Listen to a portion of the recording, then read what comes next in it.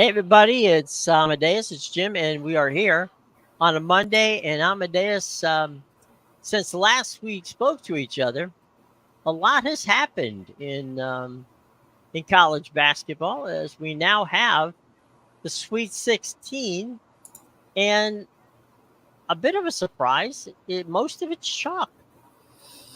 Yeah, just that's really the thing that pops out at you the most. We had Hmm. a few crazy upsets on the Yeah, Thursday, Friday for sure, but yeah, going into the weekend, that second round was straight chalk. So much so to the point where one of the somebody who works at the sports books in Vegas came out hmm and said Saturday was the single worst day of the calendar year that the sports books have had. So definitely they got destroyed by the chalk on the weekend.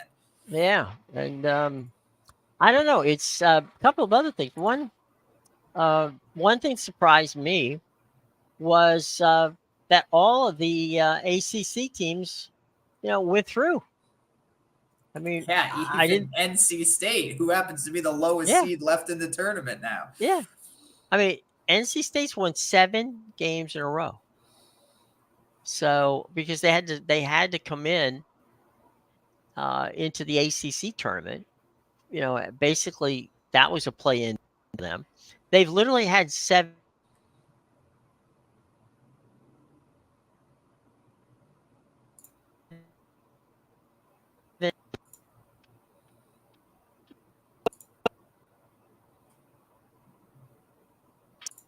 looked like a pro team, and it was I don't know. Houston, possibly the Houston Texas A&M game was one of the more entertaining ones of the bunch over the weekend. Yeah. I think it was 102 to 100 in overtime. Um, just crazy, just crazy. Yale got a Yeah, we win, and saw then a lot of they got blown scoring out. in these games too. Yeah, defense optional. So let's see. And Coach Day down at Florida Atlantic is now headed to Michigan, where he'll be the head basketball coach.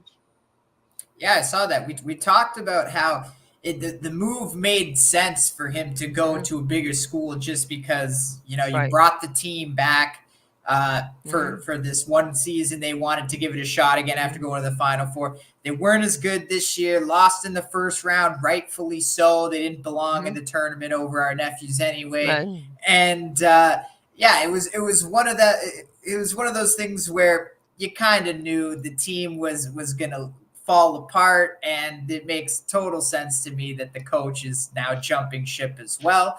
And hey, what, I look at it like one less power for our boys at South Florida to get through That's true. next year.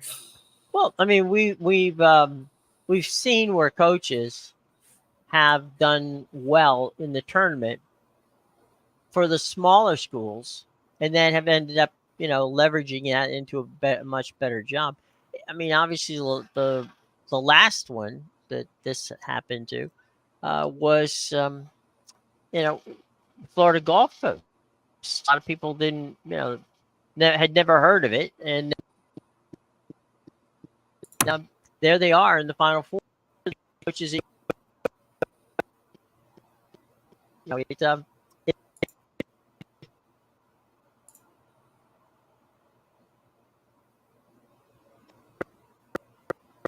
we had it. Um, I don't know if I'm freezing up here or what. I see no Yeah, movement on I the can hear screen. you Can you? now.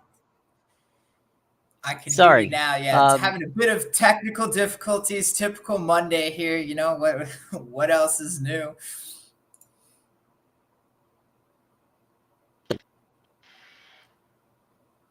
it's Wait a minute. Let's see if this changes a second.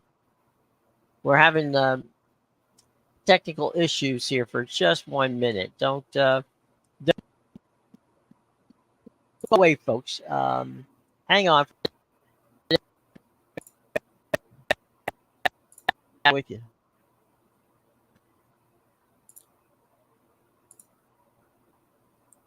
Typical Monday for us. Technical difficulties on both sides. Can't You I don't know. think? Yeah. Yeah, I don't know what it is with the audio issues today. Just been a huge problem. I can kind of hear you now. Okay, you can kind of hear me now? Yeah, better now. You're still frozen, but I can No. I can hear you. Yeah, I know. I can. I wait a minute. I'm almost there. Uh, let's take a look at the Sweet 16 teams that are left, and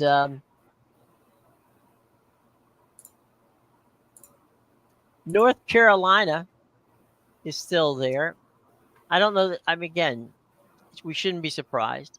Iowa State, we said, was legit from the get go. They're still there. NC State, as you said and talked about, they're left. Yeah, NC State. They're kind of the lowest seed left in the tournament right now. The sole 11 seed, and the next team, I guess, after Right. that would be Clemson as a 6th seed. So really, not too many seeds, obviously, or not too many low seeds left. Obviously, we talked about how it was a very chalky weekend, but one thing I did mention, before the tournament started, is that I didn't think we were going to see any 1 or 2 seed upsets in the first round, and sure enough, that we haven't seen any in the first 2 rounds because we have a 1 or a 2 seed in every single game.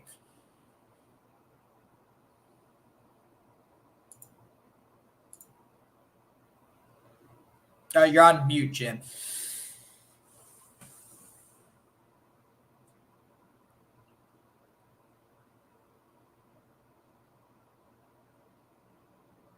Still muted. It's man, the audio difficulties continue. Now we got it. Got the system muting us automatically now.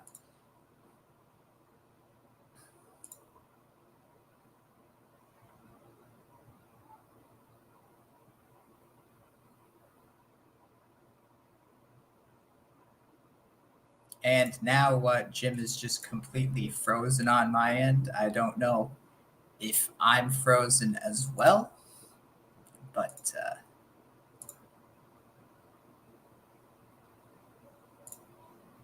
all right, the freezing has stopped. Jim, you're still muted though. I can see you moving, but you're still muted. The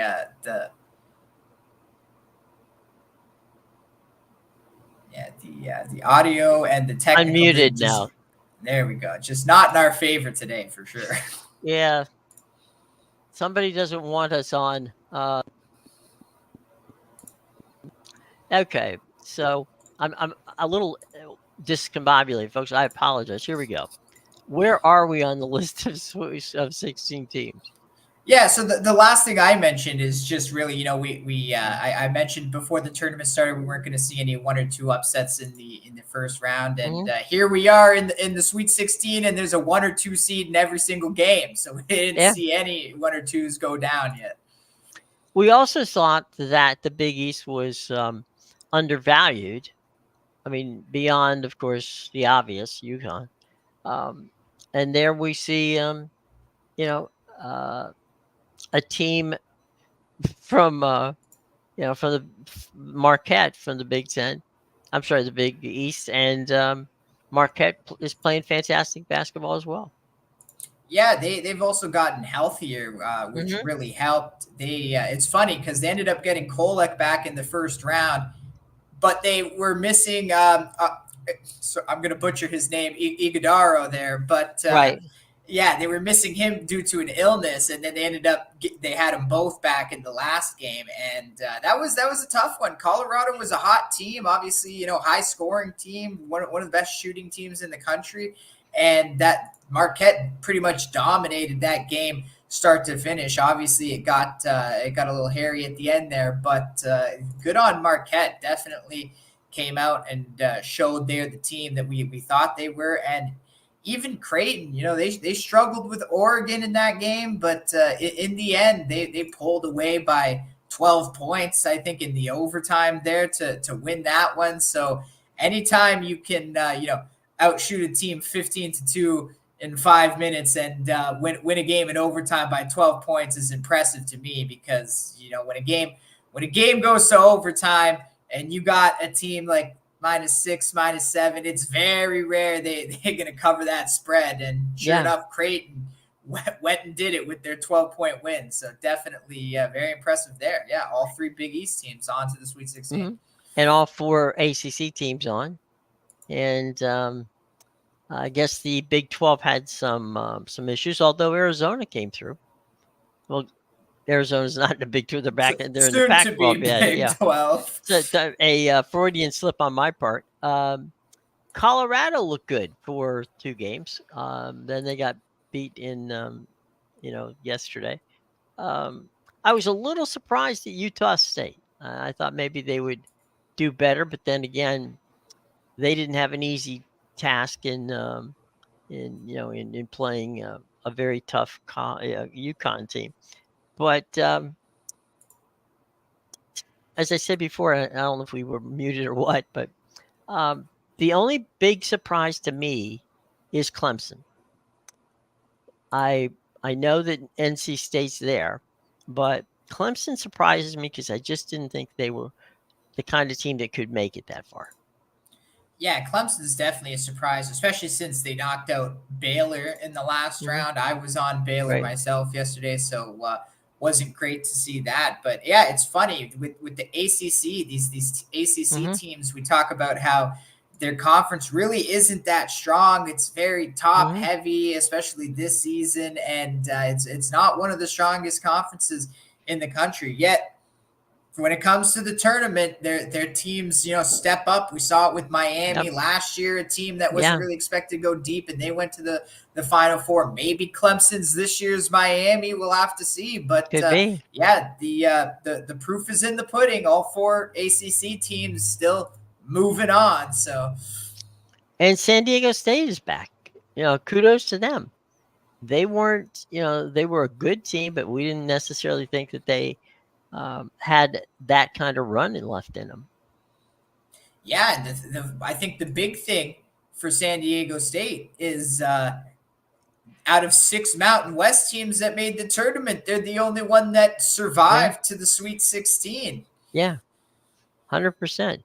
The thing that interests me now is we're now down to, as you said, these are all good teams. There's not there's not a clunker in this bunch. I'm going to say something. I'm going to piss some people off. I apologize in advance. I still don't think Purdue is going to be there in the Final Four. I just don't think it's going to happen.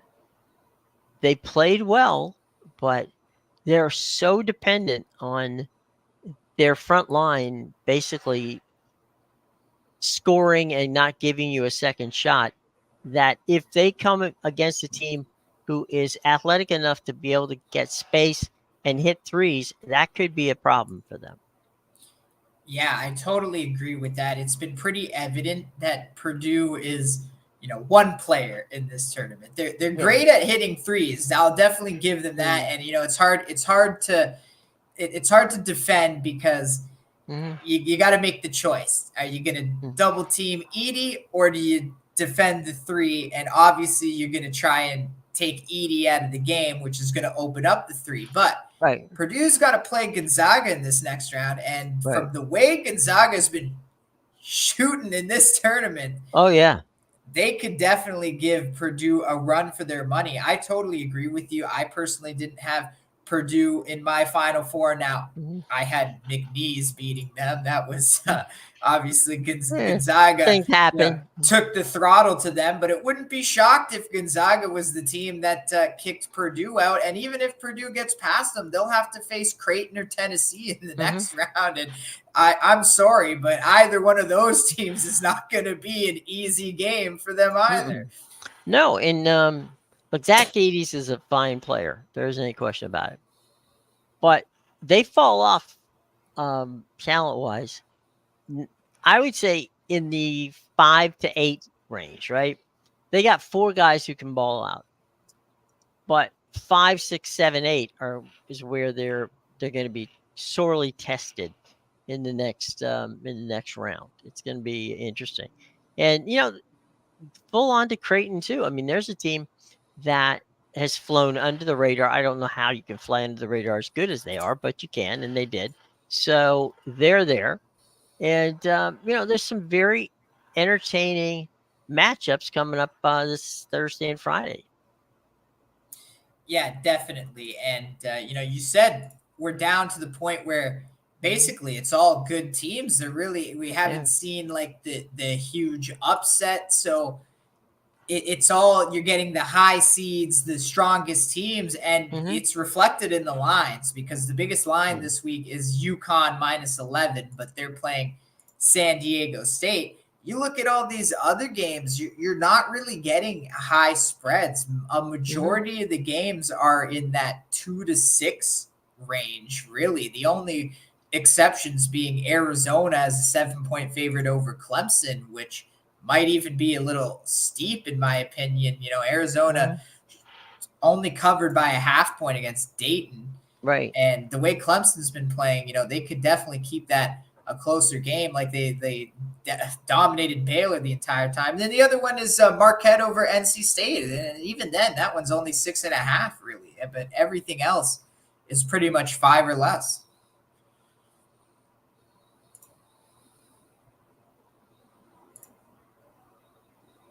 And Clemson has been a surprise team. There's no question about that.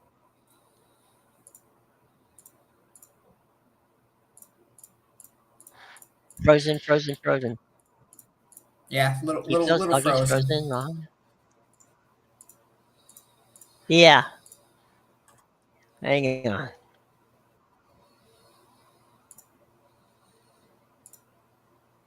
It's okay. We're grinding through it. You got it? Can you hear me now? Yeah, that's better. I can see you moving again.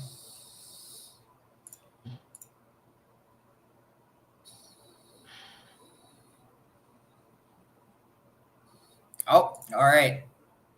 I guess Jim's dealing with the technical difficulties. It goes all the way around. Wouldn't be a show without technical difficulties. That's just what we're known for. But until he gets back, I'll do some vamping. So as I was talking about with these games, you got a lot of close games here. Obviously, UConn -11 being the biggest spread, and then I mentioned Arizona at -7 and Marquette at -6.5. But a lot of these, very close game. We've got Alabama, North Carolina. North Carolina coming in as a 4-point favorite there.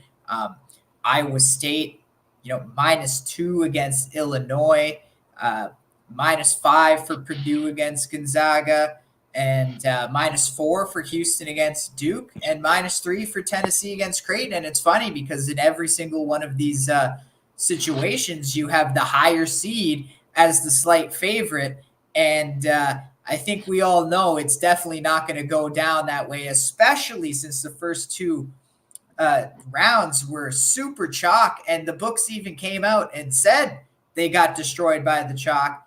There's going to be some upsets in this Sweet 16 round, and I think the fact that these spreads are so low, doesn't matter to me if the spread is 2 or 4 at this point. I think a lot of these games are pick'ems, and when you take the points, or when you take the points with some of these dogs, I think you're going to be expecting the outright win here. That's a very good point. And one of the things that I think is important to note is, there's a lot of people putting a lot of emphasis on, well, this team from the Big East, or this team from the ACC, or this team from name conference, right? They've been fantastic all year long, and that's probably true. Okay. Thing is, you only have to be better than now that we're at this point. You only have to be better than the other team on that day. You could lose to them 100 times out of 99 out of 100 times, but if you have a bad day, then you're sitting on the sidelines.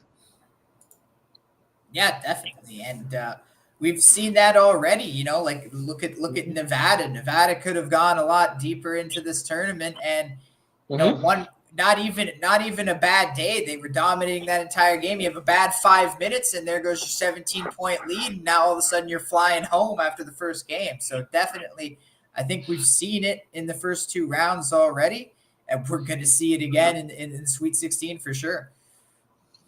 And that's where, and this is where the chalk is. We look at it and go, okay, cool. We get it. We understand.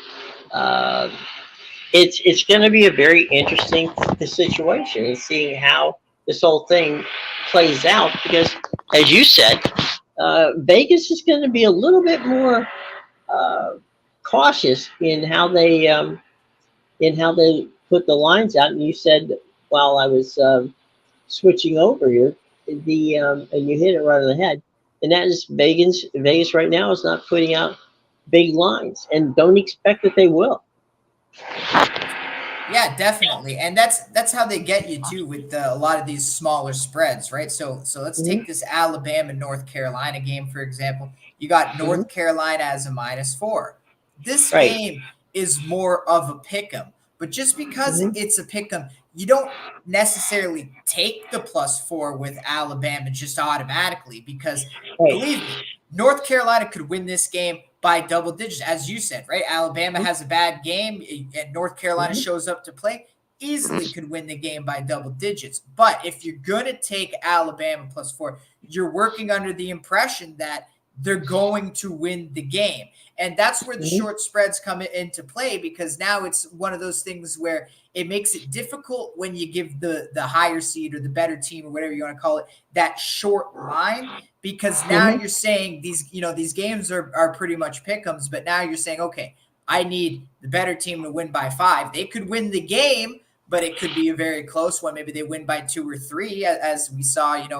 Marquette was a team, they dominated Colorado over the weekend, and they end up winning by 4. If you got that spread late, it was 4.5, so you missed by the half point. So these are things you have to consider. If you're going to take North Carolina, you're not just taking them because they're going to win. You think they're going to dominate and really win. You really can't afford it to be a close game. Whereas if you're taking Alabama, you're not taking Alabama with the hopes of, well, if it goes down to the wire and it's close, maybe Mm-hmm. North Carolina just edges them out by a point or two. No, you're taking the +4 under the impression I think North Carolina can win, or sorry, I think Alabama can win this game outright. So there's definitely, when it comes to handicapping these games, there's so much you have to consider all the time.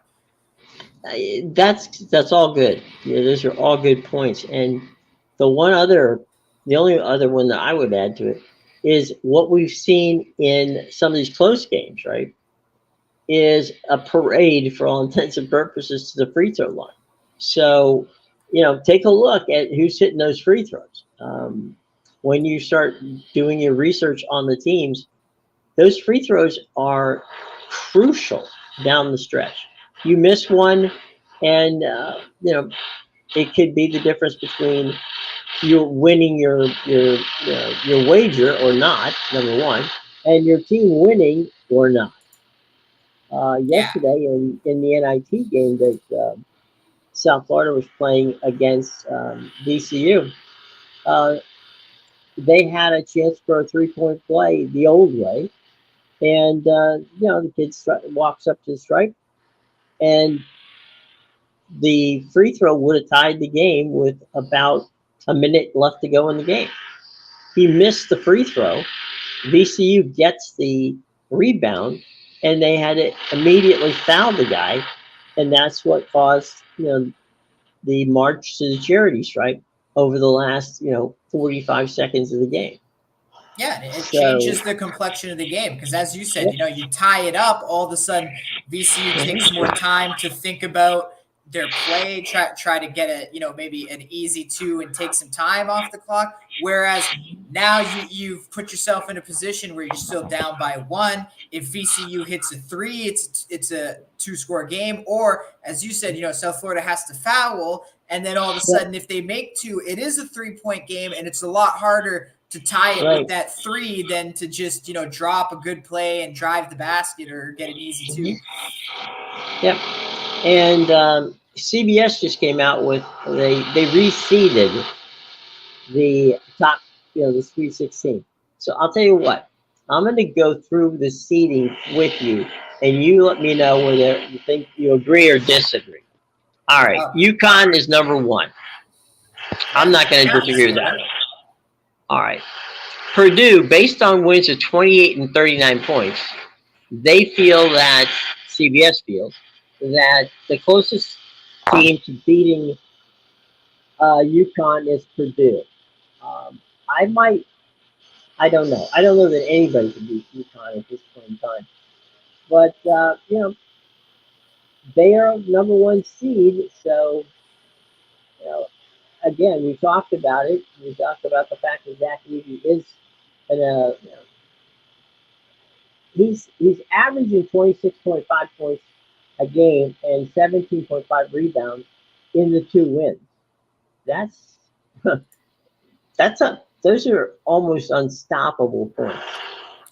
Yeah, I would say that's fair just because from what we saw from Houston last night, I mean, they had a big lead with 2 minutes left, and they let Texas A&M go on that 13-3 run to tie the game and send it to overtime. That was not impressive. Plus, Houston, if you look at the stats, Houston is not even in the top half for shooting this season out of the 362 schools in Division I. They really aren't an accurate shooting team. They lean on that defense, which is number 1 in a lot of categories, and giving up, what was it by the end of overtime? 100 to 95. They won. Giving up 95 points to a mediocre SEC team does not give me the optimism about your defense going forward against the stronger teams left in the tournament. Right. And then they've seeded North Carolina 3rd, which, they had the toughest second round, draw of any team, and they had to play Michigan State. We've already, you and I were not huge fans of Michigan State, but we said that Tom Izzo is, knows how to get teams ready for the tournament, and basically he had many of the same kids that played for Michigan State last year when they made it to the Sweet 16, were pretty much on the same team this year. So I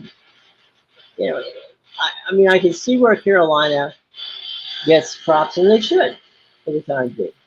Yeah, I don't hate it because I thought what they did was impressive, right? They did what Baylor couldn't do against Clemson. UNC went down early in the game. It was like 24-13 or something. They were down by double digits, and I don't know. So they just flipped the switch, and all of a sudden they were up like 34-24 before you could even blink. They just stopped Michigan State from scoring and went on a huge run. So I think, and as you said, I would say, I know we've been hard on Michigan State this year, talking about how they shouldn't have been in the tournament, but of the teams compared, who UConn and Purdue faced, definitely I would say North Carolina had the stronger opponent there with Michigan State for sure. Sure.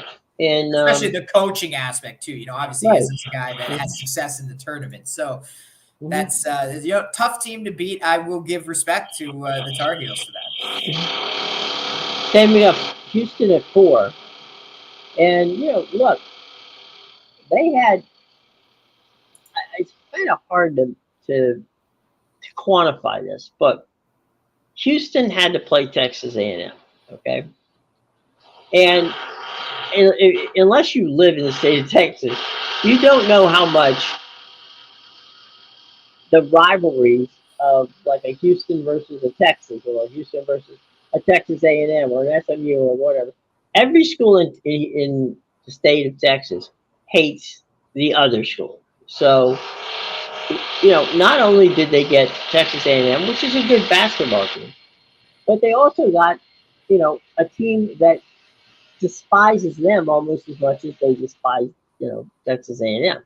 So that's actually, pretty amazing situation.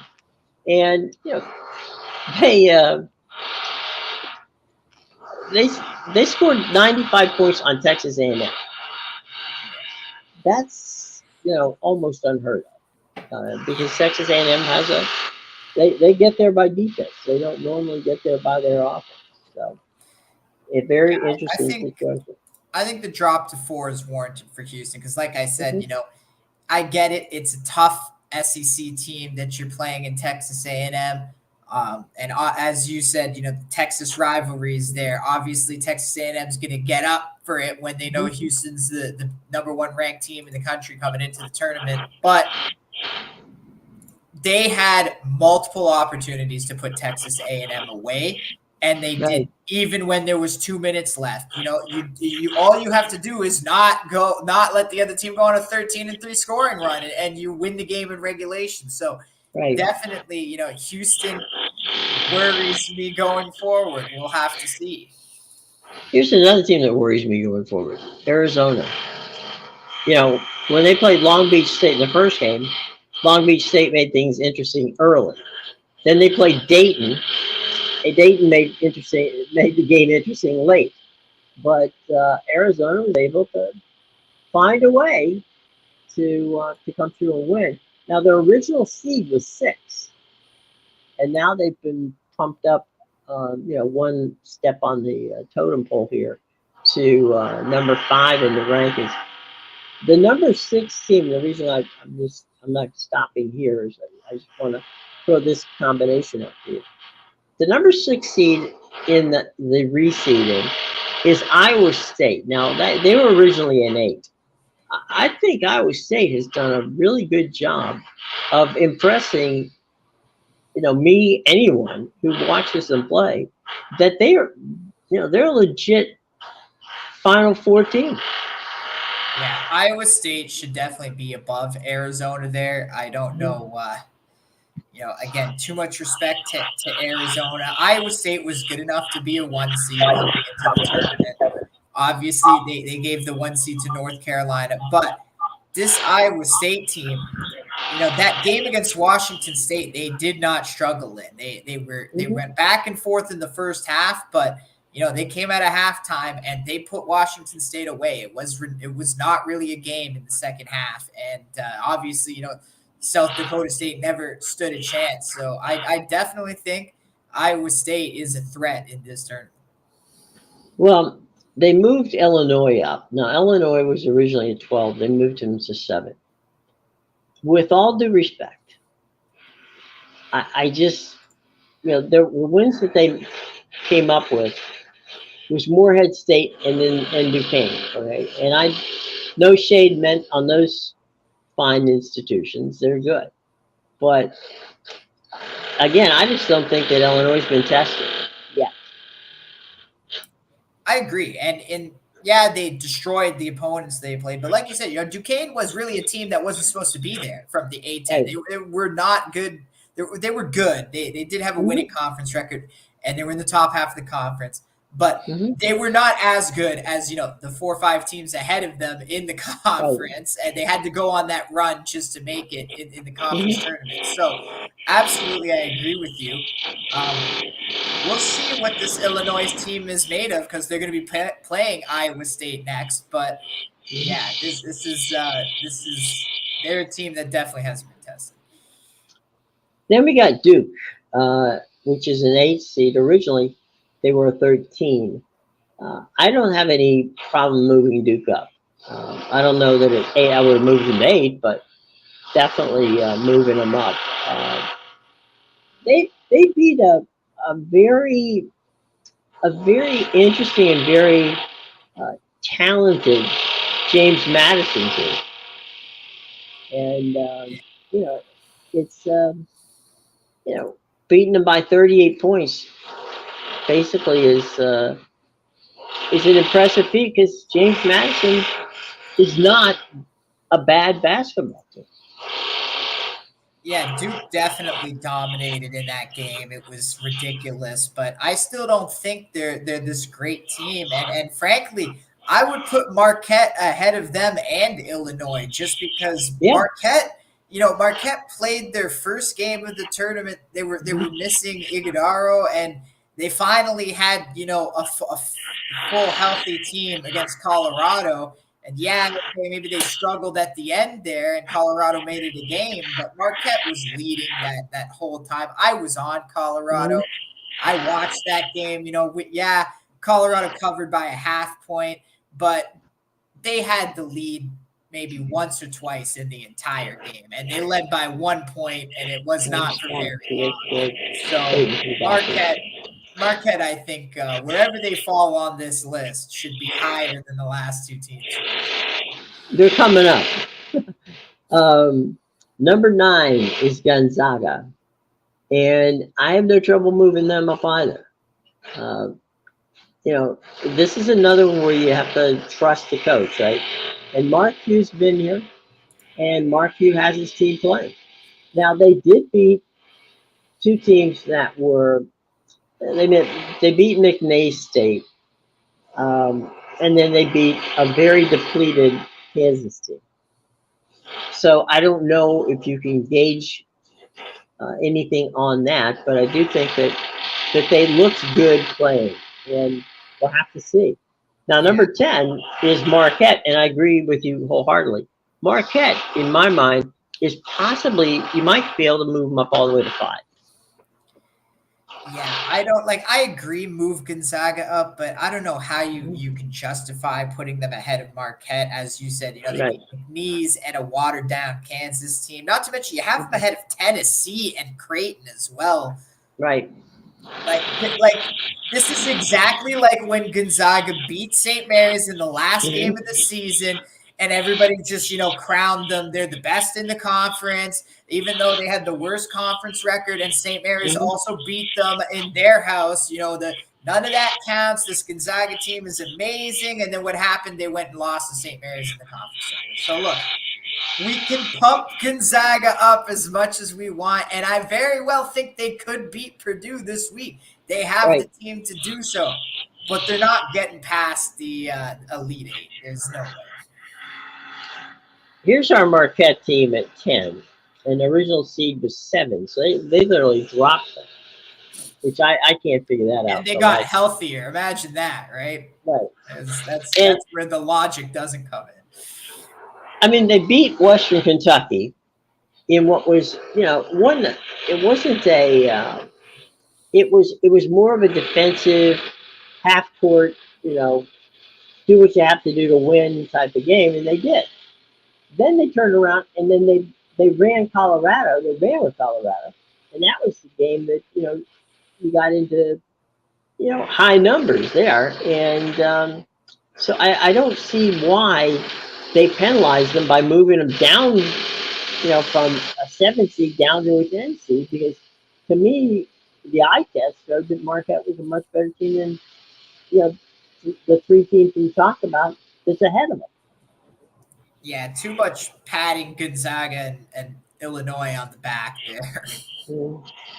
Creighton, and we said this before the beginning of the tournament, that Creighton was going to make a run, that they were very talented, and they beat Oregon in double overtime, which was an epic just an epic way to get into the Sweet 16.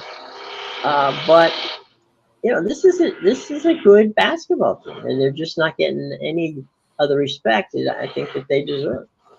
Yeah, I'm shocked at how much Tennessee has dropped. I totally agree. Creighton's a great team, but I can justify their ranking because they struggled with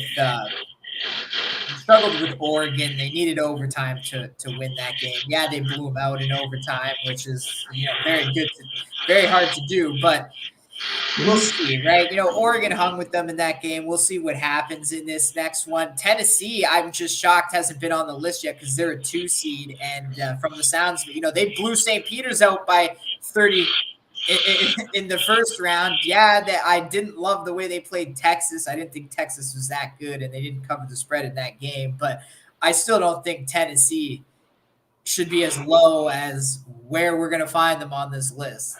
Well, you're going to find them next. And I totally agree with you on Tennessee. I mean, Tennessee played phenomenal basketball. They beat Texas, and they beat Texas, and they shot under 34%. Yeah, they didn't play well in that game. Yeah, and they still won. So they got the athletes. They're not getting a lot of love, and they were a 5 seed, and um, that I just think Tennessee's a better basketball team there. Clemson is number 13 on this list, and I came out. That was one of my first things I said. I didn't know how they got this far, but evidently they do. Um, they beat a New Mexico team that's not bad. They beat a Baylor team, not bad as well. So we'll see. I mean, the proof is in the pudding, and they're going to get an opportunity. 14, which originally was an 18 seed, was San Diego State. Again, I don't have any problem with this one, moving them up, because, they were a team that they took out UAB in a close one. And then, second, the second time out, you know, they just continue to play like a team who deserves to be in the NCAA tournament. Now, do they deserve to make it to the Final Four? I don't think so, but they certainly have done well thus far. Then 15, we got Alabama, and I don't know what to make of them. That's a shock to me. I don't think they should be that low. Mm-hmm. I know Clemson beat them earlier this season. I would still put them ahead of Clemson. I think they're better. I'm with you. I don't quite know what Alabama is, but they played a good Grand Canyon team. A Grand Canyon team that dominated St. Mary's and won by like 20 points in that game. I don't think people realize how good Grand Canyon was. Yeah, Alabama struggled in that game. And mainly in the second half, though, Alabama dominated the first half. And only in the second half did I think, maybe Grand Canyon was starting to come back. But they never really I think they took the lead maybe like once or twice, but they never really got a grip of that game. And then eventually Alabama just got a hold and ran away with it. So I think Alabama is a tricky team that people are underestimating in this tournament. They were supposed to be one of the best teams in the tournament last year, and they fizzled out. I believe it was in this round. I have to check. I don't quite remember what round they lost in, but I think Alabama's playing with a bit of a chip on their shoulder. We'll have to see what they do. Well, Mark Sears is their point guard, and this kid is headed to the pros. He's a John Stockton kind of quarterback on the on the court, and Alabama's going to go as far as Mark Sears can take him. He finds the open man. He's not. I mean, he's a point guard who can shoot if he needs to, and has no trouble doing that. But he's the kind of guy who could put the tide on his back especially in high pressure situations. But it's all gonna boil down to how his teammates around him give him the options to help him. And so keep an eye on Mark Sears, and I assure you that any game Alabama's going to play in is going to be close in these next couple of rounds. Yeah, definitely. And that puts NC State at the bottom, by the way. Yeah, no problems with that. No, absolutely. They're the lowest seed left in the tournament, and I think it's a rightful. They're a team that doesn't really belong in the tournament. Losing conference record. Yes, they got hot, but even the teams they've played in the tournament, I forget who did they have in the first round. I think it was they beat Texas Tech. They did beat Texas Tech, but Texas Tech was a very they weren't like a great Big 12 team. No. Even they were iffy towards the end of the season. The only reason they got hot is because they finished the season with West Virginia and Oklahoma State, teams like that, like the games you needed to win, and then proceeded to blow them out. But yeah, well, here's the thing that how they got into the Sweet 16 is they beat Oakland in overtime. Yeah, that was the other thing, right? So they almost lost. I remember because I was on Oakland in that game, and they almost lost to Oakland. Oakland was right in that game to the end. So yeah, I don't see them going much further. Ironically, I had mentioned free throws. Ironically, it was Oakland who missed some free throws at the end of the game that could have sent them past, North Carolina State and on to win, but they chunked on the free throws. Yeah, definitely didn't have to go to overtime that game. No, no, that was one that nobody had to go anywhere. It was what it was. So anyway, so that's the reseeding of the 16 teams that are left in the Sweet 16, and you know all kinds of crazy. We're gonna have plenty of time to talk about these upcoming games on Thursday and Friday. Also, some things to look out for this week. Obviously, it's the beginning of baseball season, which will happen on Thursday, and it'll be fun to see how things are going. We can find out, what the Otani saga comes out with in the next few weeks, and we'll see how that goes. And also coming up this weekend, for those of you who like football, the UFL kicks off. So, you add a little bit of NBA basketball in there, you add a little bit of soccer, you add a little bit of the college madness that continues because you got the women still playing. And we got a full week of fun stuff to look at. So we will have some fun. We will hopefully not have the gremlins that have caused this grief here in the last 45 minutes. But anyway, more importantly, um, let's get to your picks for the day. That something so that people know where to get them and how important it is to just run in there and grab them. Yeah, make sure you check out my premium picks at bigal.com, pickadvisor.com, and theinsidersroom.com. The links are in the description below. All I got tonight is just one NBA play. It's not a heavy night, not a ton of sports. But tomorrow we got some some Euro Cup qualifiers. This will be the three finals for the last three spots up for grabs. I'll have some plays up for that, as well as some college basketball. The NIT is back tomorrow, and I'll have NBA as well, and obviously as we get closer to the weekend, MLB plays as well. So make sure you check all that out. There you go. All right. Thanks for coming by, everybody. Sorry for the technical difficulties. We will iron them out for tomorrow. And we hope that you had a good time. For Amadeus, I'm Jim. Happy Monday, everybody, and we will see you tomorrow.